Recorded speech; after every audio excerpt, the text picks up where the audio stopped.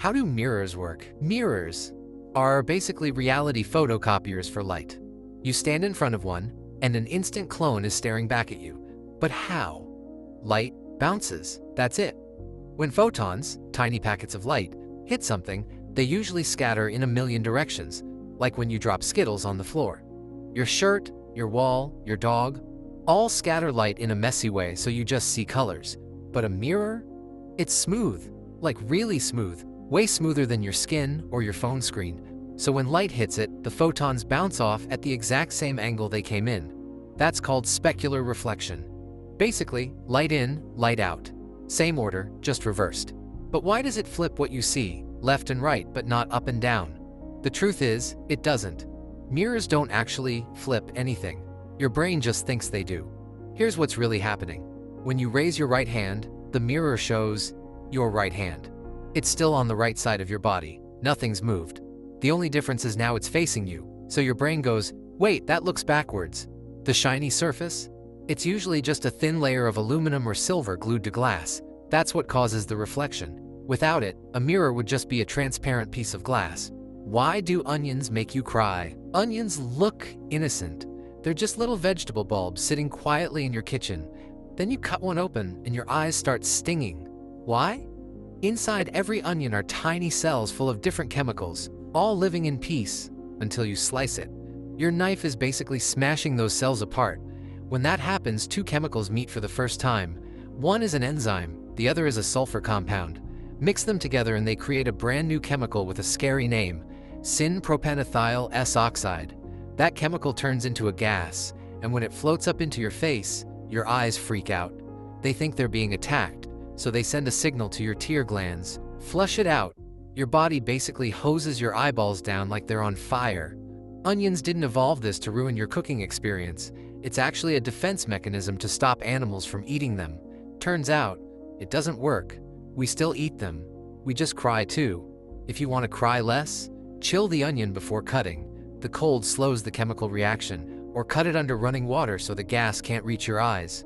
Or you could wear a full pair of scuba goggles. Why do we get hiccups? Hiccups are basically your diaphragm throwing a tantrum. Your diaphragm is a big muscle under your lungs that helps you breathe. It moves down when you inhale, up when you exhale. Normally it's fine, but sometimes it just spasms. When that happens, your lungs suddenly suck in air way too fast. Your vocal cords slam shut, and that makes the classic hic sound.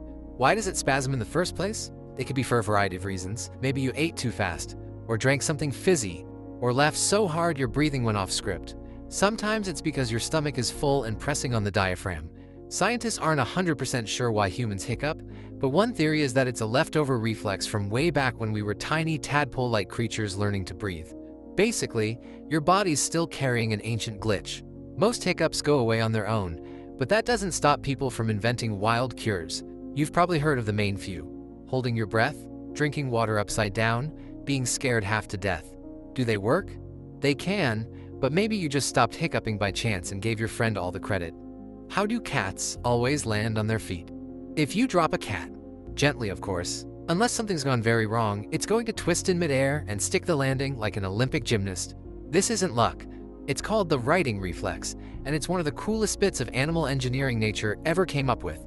The righting reflex kicks in the instant a cat's brain realizes it's falling. Inside their inner ear is a special balance system, the vestibular apparatus, which works like the world's tiniest gyroscope. It constantly tracks which way is up, even when the cat is spinning. The second the cat senses it's upside down, a chain reaction begins. Step 1. The head turns. The cat locks its eyes on the ground, like a fighter pilot lining up a landing strip. Step 2. The front half of the body twists one way, the back half twists the other. Cats can do this because their spines are insanely flexible. They have more vertebrae than we do, and no stiff collarbone to get in the way. Step 3. Once facing the right way, they spread out all 4 legs, arch their backs, and puff out slightly. This increases air resistance, slowing the fall, kind of like a tiny parachute, made of fluff. Cats are also surprisingly light for their size, which means they don't slam into the ground with as much force as a heavier animal. In fact, past a certain height, they actually have more time to adjust and slow their descent, which is why some cats have survived absurdly high falls. There's even a term for this: high-rise syndrome. Vets use it to describe cats that have fallen from apartment buildings and walked away with minimal injuries. The righting reflex starts developing in kittens at just a few weeks old, and by around 7 weeks, most have mastered it. It's instinct, not training. Your cat can't go to falling school, it's just born with the program installed. Why does your voice sound different in recordings? You know that moment when someone plays back a video and you instantly think, "Who is that?" Yeah, bad news. That's just you. Here's the deal. When you speak, you're hearing your voice in two completely different ways at the same time. First is the normal way. Sound waves travel out of your mouth, through the air, into your ear canal, vibrate your eardrum, and your brain goes, "Cool, that's me." Second is the secret way. Those sound vibrations also travel through the bones and tissues inside your head. This bone conduction adds a deep, rich bass layer to your voice, like your skull is running its own private subwoofer. That's the voice you're used to hearing every single day. The problem? A microphone doesn't live in your head. It can't hear that extra bass boost your skull gives you. It only picks up the air version of your voice, the thinner, higher-pitched, slightly more nasal version that other people hear all the time. When you play that back, your brain is confused. It's like listening to a song you've only ever heard through good headphones, but now it's blasting from a bad phone speaker. This is why your recorded voice feels so weird. It's not that the recording is wrong, it's that your brain's been lying to you your whole life. Your everyday voice has been sweetened by bone conduction, and without it, you feel exposed. The good news? Everyone else already knows this recording voice and they're fine with it. They're not hearing anything strange. You're just meeting the real public version of yourself for the first time. How does Bluetooth work? Bluetooth is basically short-range, invisible magic, except it's actually just radio waves. It's the reason your headphones can talk to your phone and your phone can talk to your car. Here's what's happening. Bluetooth sends data using very low-power radio waves. Instead of blasting across the city like FM radio, it stays in a tiny bubble, usually about 30 feet, so it doesn't drain your battery or annoy your neighbor's speaker. Both devices, say your phone and your earbuds, have tiny Bluetooth chips inside. These chips agree on a frequency, start sending signals back and forth, and there you go. They're paired. But here's the cool part. Bluetooth doesn't hog one channel. It uses frequency hopping, switching between 79 different channels hundreds of times per second. That means even if your Wi-Fi or someone else's Bluetooth is nearby, it can dodge the interference. Data, whether it's music, a phone call, or that photo you shouldn't have airdropped, gets chopped into tiny packets. Each packet jumps across these frequencies in a secret pattern only the two devices know. That's why some random person can't just tune in and listen to your playlist. The range and speed depend on the version of Bluetooth you're using. Newer ones go farther, faster, and use less power. But the core idea has been the same since the 90s. Tiny bursts of radio waves hopping between channels, making two gadgets act like they've been best friends forever. Why does your brain ignore the second "the"? Read that again. You probably missed the second "the", and that's the whole point. Here's what's going on. Your brain is lazy. It loves predicting what's coming next so it can save time and energy. When you read, your brain isn't looking at every single letter. It's scanning for patterns and filling in the blanks. It's like autocomplete for thoughts. So when you see a super common phrase, like "the cat" or "in the", your brain is already halfway through the sentence before your eyes have even finished it. If there are two "thes" in a row, your brain's like, yeah, I got it, and just deletes one. It's not a glitch in your eyes. They see both words. It's a glitch in your attention. This is why you can proofread something 10 times and still miss obvious mistakes. Your brain is too busy being helpful and predicting the next thing to notice what's actually there. Want to catch the second "the"? Read slower. Or read backwards, word by word. It breaks your brain's prediction habit. Otherwise, you'll just keep skipping over the second "the" without even realizing it. How does caffeine work? Caffeine is the world's most socially acceptable drug.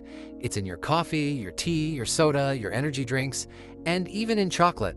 We all act like it's just a little pick-me-up. So, what's it actually doing to you? Your body runs on a chemical called adenosine. Throughout the day, adenosine builds up in your brain and makes you feel tired. It's like sand piling up in an hourglass. When enough of it collects, your brain says, "All right, time for bed." Caffeine's master trick? It looks just like adenosine to your brain. So when you drink coffee, caffeine molecules rush in and start plugging themselves into the adenosine receptors, the little docking stations that normally make you feel sleepy. But caffeine doesn't activate them. It just blocks them. Your brain's basically trying to hit the tired button, and caffeine sitting on it saying, nope, not today. With the sleep signals blocked, your brain's other chemicals go wild. Dopamine and adrenaline get a boost, your heart rate speeds up, and you feel more alert, focused, maybe even a little superhuman. The catch? Caffeine doesn't give you energy, it just hides your tiredness.